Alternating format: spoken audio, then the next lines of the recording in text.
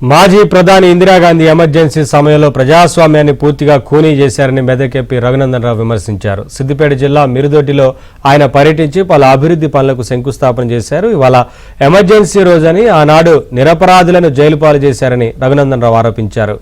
ఈ విషయంలో CM Revanth, TPCC chief Mahesh Goud సమాధానం చెప్పాలని ఆయన డిమాండ్ చేశారు.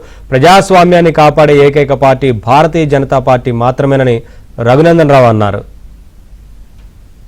ఈరోజు ఎమర్జెన్సీ డే.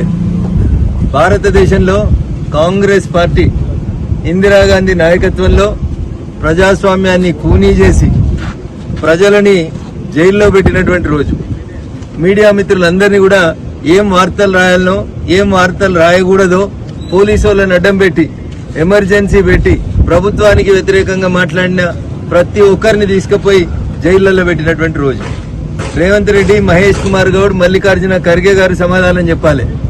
ఇవాళ ప్రజాస్వామ్యంలో నరేంద్ర మోడీ గారి ప్రభుత్వంలో ఎక్కడైనా ఎవరైనా కాక్రోచ్ జనతా పార్టీ పెట్టుకున్నా ఇంకోటి పెట్టుకున్నా ఏం మాట్లాడినా ఎవరిని ఏమనకుండా ప్రజాస్వామ్యాన్ని కాపాడుతున్న పార్టీ భారతీయ జనతా పార్టీ అయితే, కాంగ్రెస్ పార్టీ ఇండియానే ఇందిరా, ఇందిరానే ఇండియా అంటే ఎమర్జెన్సీ పెట్టి తీసుకుపోయి అందరినీ జైలు వేసినటువంటి దురదృష్టకరమైనటువంటి రోజు జూన్ 25.